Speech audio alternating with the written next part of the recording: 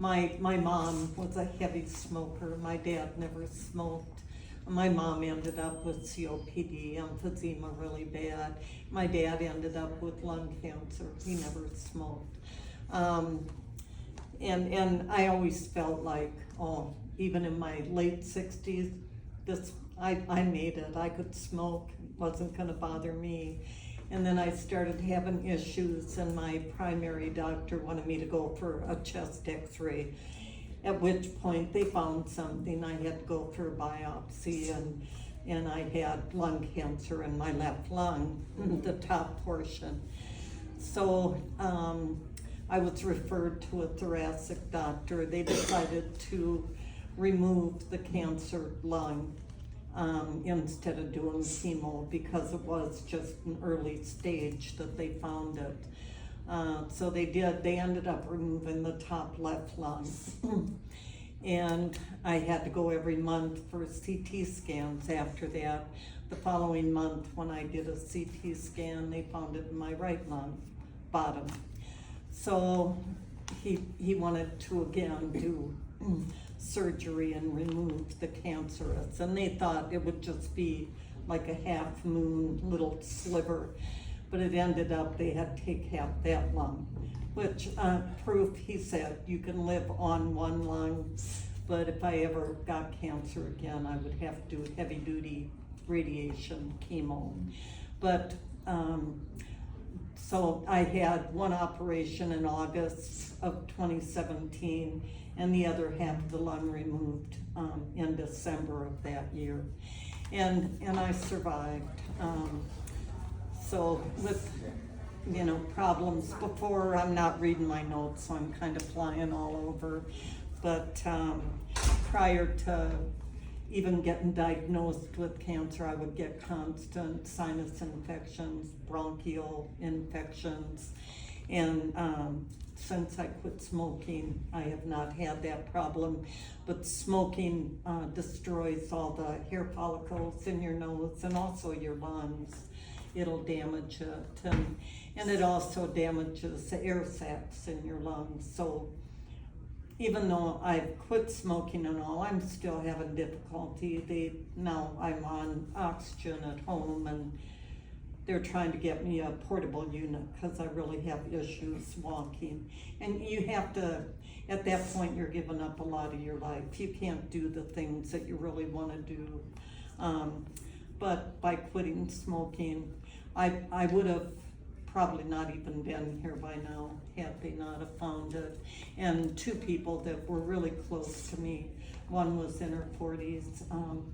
After I had my operation, she was having difficulty breathing and went in, and when they opened her up, they had to close her back up, put a trach in her, and they kept her alive long enough that her son could fly in. But it's a silent killer. You really, usually they do not find it till you're in stage 4 and it's too late. So just, like I said, I was invincible. So, and I get where you guys are. And it was so hard to quit. I can't tell you how hard it is. And they're drugs. When you really try to quit, they're drugs. But anyway, it took me a couple years.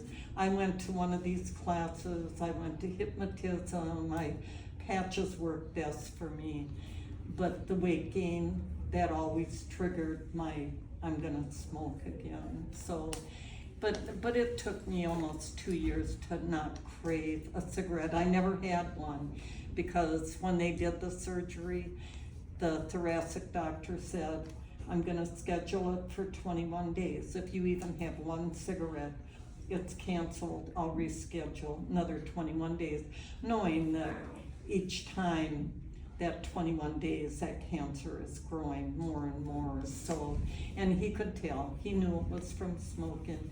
And he said, if you have one right before the operation, I will cancel it. And they did. Not mine, but they do cancel it if you have one.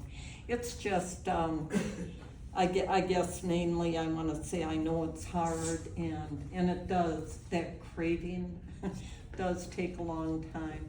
I lived on lifesavers for probably close to a year and a half after I quit, but they help, you know. And you just have to find that thing that really helps you. And you have to want to quit. If you don't want to quit, it's just not going to work. But like I was telling her, even going to the classes and different things that you learn, it kind of makes it a little bit easier each time you try to quit. And like I used to smoke in my car, and we could even smoke at work, you know, in those days. But after going to some of the classes and all, I quit smoking in the house, the car, and I dropped down to under a pack a day, which anything you can do to make it easier, because it does sneak up on you, and I'd hate to see anybody go through it. And like right now, it's just, I live with it, but I gave up. I can't go to the park with my grandkids or even shopping. I have difficulty, and they laugh at me because when I go to the grocery store, I make sure I've got a grocery cart. I call it my walker, or I lose my breath before I get into the store. So just, I mean, if I could get one person to quit smoking, I'd really be happy. But it's very difficult, and I know if you try what you're going through, it's hard. So I don't know. Anybody have questions or?